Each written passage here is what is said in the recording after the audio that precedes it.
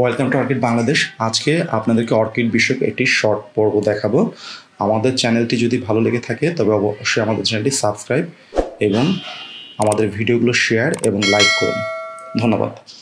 আজকে আপনাদেরকে দেখাবো অর্কিডের কোন ফুল কতদিন টিকে থাকে। আপনারা অনেক দিন জানতে চেয়েছেন এই ফুলটি কয়দিন থাকে, এই ফুলটি কয়দিন থাকে।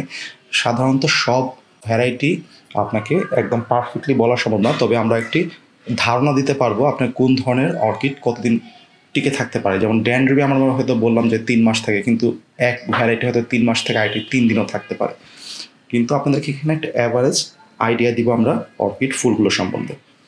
দেখতে পাচ্ছেন আমাদের সামনে যে ব্রাসা ক্যাটালিয়া হাইব্রিড আছে এবং এই অর্কিডটি একটি কালার চেঞ্জিং অর্কিড, মানে এটার কালার চেঞ্জ হয়, মানে কালার শিফট হয় ফুলটা।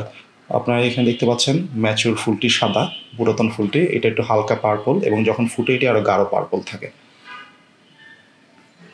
প্রথমেই আপনাদেরকে বলবো ড্যান্ড্রিবিয়াম কয়দিন থাকে।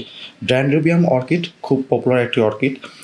এই ফুলটি সাধারণত অর্কিডের যদি আপনি কেটে না ফেলেন তবে অর্কিডের মধ্যে 2 সপ্তাহ মতো থাকে, 2 থেকে 3 সপ্তাহ, কিছু কিছু আপনার 4 সপ্তাহ পর্যন্ত টিকে থাকতে পারে।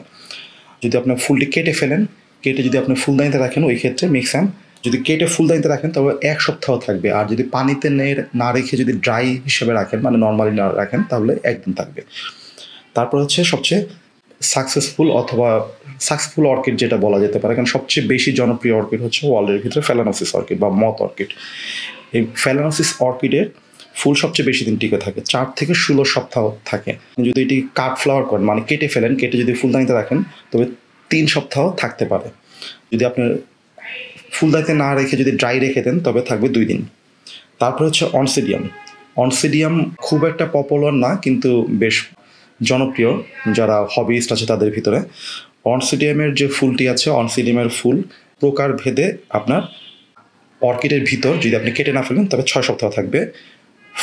ফুলদানিতে থাকবে পানিতে 3 সপ্তাহ এবং পানি ছাড়া 2 দিন। তারপর হচ্ছে পাপিওফেডেলাম, মানে হচ্ছে আপনার স্লিপার্স অর্কিড।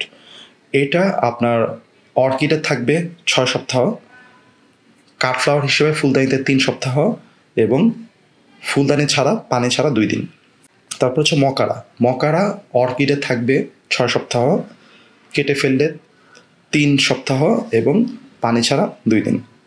তারপর হচ্ছে সিম্বিডিয়াম প্লান্টে থাকবে আপনার 5 উইক, তারপরে হচ্ছে আপনার ফুলদানিতে 3 উইক এবং পানি ছাড়া 1 দিন। ক্যাটলিয়া সবচেয়ে সুন্দর ফুল আমার দেখা এখন পর্যন্ত, মানে অর্কিডের ভিতরে সবচেয়ে সুন্দর এবং রিওয়ার্ডিং ফুল হচ্ছে ক্যাটলিয়া, কারণ স্মেল খুবই সুন্দর। ক্যাটলিয়ার পরে সবচেয়ে সুন্দর স্মেলিং ফ্লাওয়ার হচ্ছে অনসিডিয়াম। ক্যাটলিয়া ফুল সবচেয়ে কম সময় টিকে থাকে, 1 সপ্তাহ থেকে 4 সপ্তাহ ম্যাক্সিমাম। আপনি যদি কাট ফ্লাওয়ার হিসেবে রাখেন, ক্যাটলিয়া কাট ফ্লাওয়ার হিসেবে খুব একটা পপুলার না, কারণ যেহেতু এই ফুলটা খুব কম গ্রো করে, এই জন্য এটার কাট ফ্লাওয়ার হিসেবে সাধারণত 1 সপ্তাহ থাকে এবং পানি ছাড়া 2 দিন থাকতে পারে। আজ এই পর্যন্তই।